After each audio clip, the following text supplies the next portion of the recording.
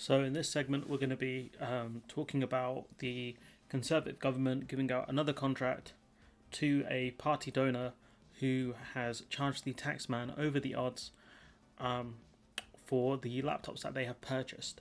And that's not even the worst bit of the story, to be honest. It gets far worse, but we'll talk about it once we fully dig into the story. Just like and subscribe if you can, and let's dig into the video. So this is David Schneider. So he does great work. If you follow him on Twitter, it's well worth it because he's always sharing stories that are important. So he says, I for one am amazed that a government that gave billions to firms with links to the Tories for faulty PPE and inadequate school meals should give £190 million plus to a firm founded by a Tory donor for dodgy laptops. Let's not forget test and trace as well, Mr. Schneider. So let's look at the story here. So this company here, Computer Center, which is spelled computer wrong. That's a bit weird. So this is from the Good Law Project. So the Good Law Project do a lot of good work.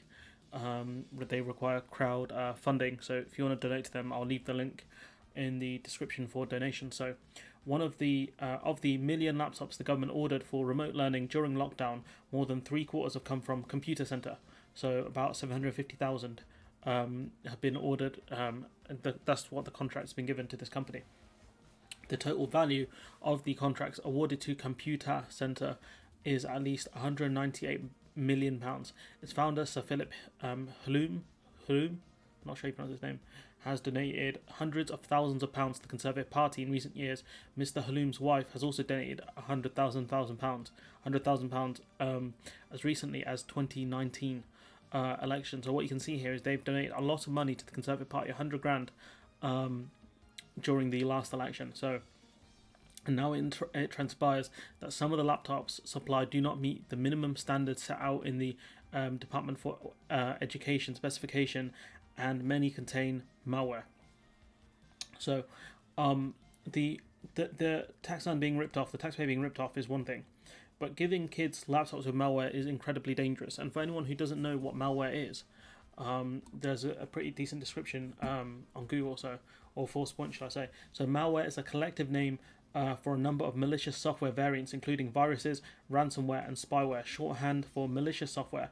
Malware typically consists of code developed by cyber hackers designed to cause extensive damage to data and systems or to gain unauthorized access to a network. So what you have here is very possible that these kids could easily be spied on by people, depending on what the kind of viruses and the malware that's on the laptop. That's how dangerous this could get.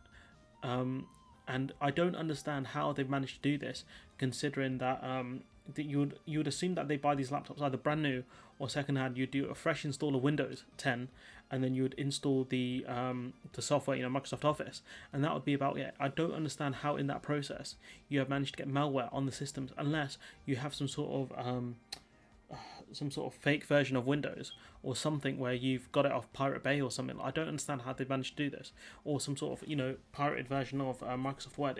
It's very confusing what's happened here. So and that for me is the main issue. The fact that these laptops have malware, that for me is just awful. That it compares to it's almost as bad as when they gave dodgy PPE to dodgy and out of date PPE to care homes and other places. And so if we look here, a school in Bradford received 90 GeoBooks 1E laptops via the Computer Center booking system this week. Found they had been handed devices infected with a malware virus. A letter from the school's deputy head states, upon unboxing and comparing them, it was discovered that a number of the laptops are infected with a self-propagating network worm. I'm not familiar with this kind of virus. The network worm looks like it contacts Russian servers when active. Like, what? How have you managed to get this kind of virus on these laptops? Where did you buy these laptops from? It says here they're GeoBooks. Did you buy these directly from GeoBook? And have GeoBook given you faulty laptops? Why have you used this company anyways? Why don't you go to someone who's credible, like Dell, HP, Lenovo, these companies that have industry standard and industry leading laptops? Why have you gone to GeoBook? I don't understand. An online forum used by school IT experts suggests this is far from an isolated incident. Numerous schools have reported the virus to the Department for Education. Reports suggest laptops have arrived with no sound driver installed, causing access issues for pupils. Like, what kind of... I don't I don't get what kind of laptops they bought. I've never heard of this company Geobook until I've done the reading of this article. I do not understand how you could, in this day and age, 2021, have purchased laptops without sound drivers. That doesn't make sense. What kind of dodgy company are Geobook? I don't understand. And from what we can see, it appears that the price they've charged for some of their devices is almost twice what it should be. The Department for Education has redacted key pricing documentation, shock, from the published contracts, so we are unable to provide a definitive cost per laptop or tablet. However, we do know that in September and October last year, the Department for Education placed 3 contracts valued at £39.7 million with Computer Centre. The deal required Computer Centre to supply 194,400 devices. This equates to an average cost of £206 per device, £206 per device. But experts have told us they would expect the basic laptops to cost the taxpayer closer to the region of £100 per device. So you've got this company, they're making probably at least about 90 quid profit of these, if you factor in things like postage or delivery and things like that. And the other thing you've got to remember is, I don't know if that price is for an individual laptop, because they would have economies to scale, bulk buying these laptops from this company Geobook. They would have massive discounts on buying these products, because they're buying in the hundreds, possibly hundreds of thousands per order.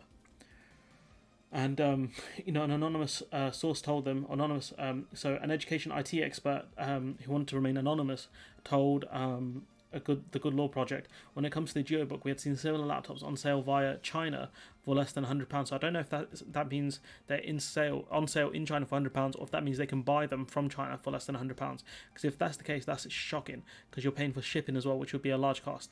The government is yet to publish the contract award for an additional 300,000 laptops, announced 4 days after we launched the latest legal challenge. So we don't know who the contract has been handed to or what the cost is to a taxpayer. But on the basis of their track record, you'll forgive us if we aren't optimistic for what will come to light. The COVID-19 gold rush continues for those fortunate enough to have links to the Conservative Party, and boy is it a gold rush. Sadly, this time it's the most vulnerable families picking up the pieces and fighting for the most basic provisions to continue their child's education. And let's not forget here, the main reason these kids need laptops and devices is because they're to stay at home because of these lockdowns, because the government failed to deal with the pandemic. Let's not forget that. And what you can see from the stories, the fact is they're getting, bog standard laptops, very average laptops in terms of just getting work done. If we actually look at their website here, so this is the 1E laptop for schools, which I believe is the one here. Let me just double check that. Yeah, this is it. So this is the 1E laptop. Okay, so it's not the best. It's got let's see, specialized for education. The Geobook 1E comes with Windows 10 Pro Education, reliable AC Wi-Fi, a 2 megapixel built-in webcam, and dual microphones. So I don't know how.